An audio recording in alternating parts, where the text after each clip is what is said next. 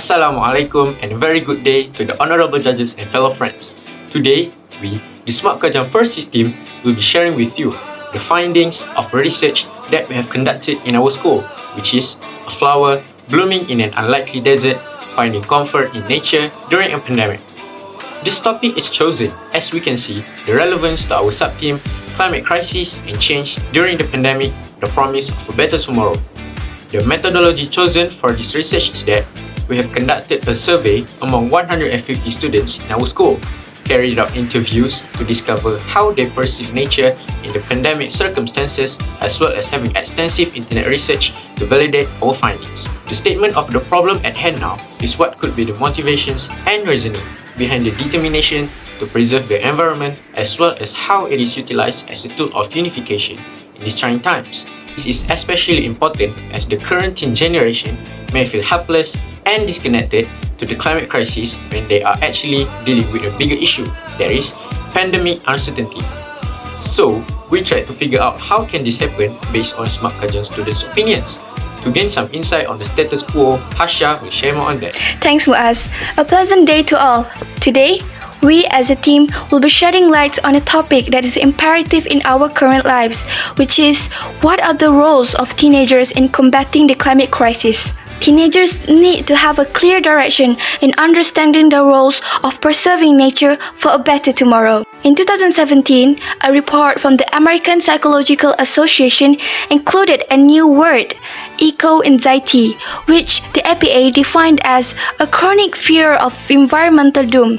And surprise! The biggest number of people who have been diagnosed with this specific kind of anxiety are teenagers. This was further strengthened by a research done by Consolo and Alice in their 2018 paper. To be a teenager at this moment is definitely a lot.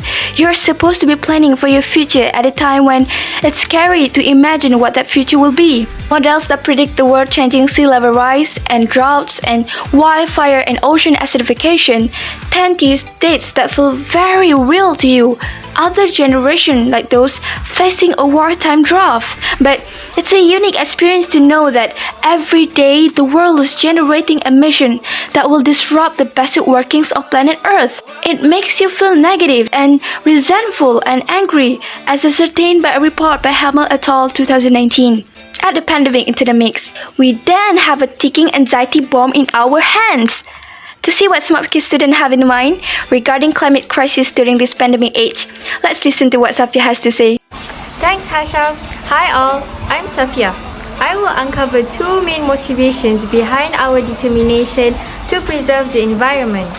Firstly, Smart Kajang students have shared their views on the importance of increasing awareness on climate crisis and how it in fact provides them comfort during the pandemic. For many Smart Kids students, they perceive that the relatively better air quality and slowed down pace of life has allowed nature to bloom again. In other words, it felt good to see the forest becoming green again, the lakes returning to its crystal clear state, and animals roaming around freely in deserted cities. According to Henry, Chen and Jacoby 2021, business closures, travel restrictions, and more experience of working and learning from home as responses to COVID-19 have caused sharp reductions in economic activity and associated fossil fuel consumption around the world.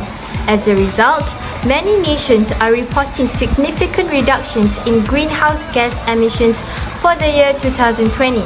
When Smart Kids students were asked how they feel about lesser carbon emissions and cleaner air as a result of lockdown, up to 75% respondents responded that they feel relief. When we conducted interviews to get more clarifications about this, about 8 students mentioned that knowing the environment is getting better when we're mired in rising coronavirus infection has lessened their anxiety. During these interview sessions as well, respondents shared with the researchers that they have read articles and news on the positive changes experienced by the natural environment in the past year as form of mind relaxation. This has served as a steady motivation for them to remain engaged in climate crisis issue even when there is a raging pandemic. Besides being a source of relaxation and positivity, being involved in climate crisis issues and and its awareness is seen as an empowering experience and sensation. A substantial number of students, about 68% respondents, also suggested that they believe that their generation can bring a difference into the climate crisis even during the pandemic situation, while 72% believe that the environment should not take a backseat even during the pandemic. When interviewed further on why do they follow young environmentalists on social media, many have shared names like Jamie Margolin and her Zero Movement and the Times 2020 Person of the Year, Greta Thunberg as reassuring young icons who share achievable ways to be green and prove that youth can make a difference if given a chance. For many young people, environmental activism begins within their families or close friends, as suggested by Williams et al. 2017 and Lawson et al. 2019. For instance, young people start conversations among family and friends after learning about environmental issues in classrooms. Beyond these initial conversations, young people participate in formal activism events such as attending online campaigns before taking on leadership roles within organizations and communities as noticed by Echen in 2018. Evidence suggests that adults hold positive perceptions of youth roles in formal political spheres and that youth influence their parents' views on controversial issues through intergenerational learning, as proposed Duval and Zinn 2007. So perhaps the respondents in SMART-K is really a reflection of the youth around the world as they believe they can influence change amongst their family members, and 68% of them want more emphasis on climate crisis across the subjects in school. Hence, it is clear that the two main motivations for SMART-K students to combat climate crisis even during a pandemic are: firstly, it is proven method to increase one's faith in earth restoration, and secondly, it provides a sense of empowerment to them. But to see how SMART-K students would propose a viable change would be quite interesting. And for that, let's listen to Ili Ilham. Awesome work, Safia. Now I, Ili Ilham, am going to share how can we make a tangible change in our small communities which will eventually sprout into a national movement if done right. A whopping 93% of Smart Kajang respondents believe that these small changes are best manifested by engaging in gardening and community farming. This is especially interesting, as noted by Halliday, Dublin, and Van Huysen in 2019. Urban and pre-urban agriculture is considered as a strategy that can bring multiple benefits and help to build resilient defenses against climate crisis. Communities, especially in cities, do have an important role to play in climate change mitigation and adaptation.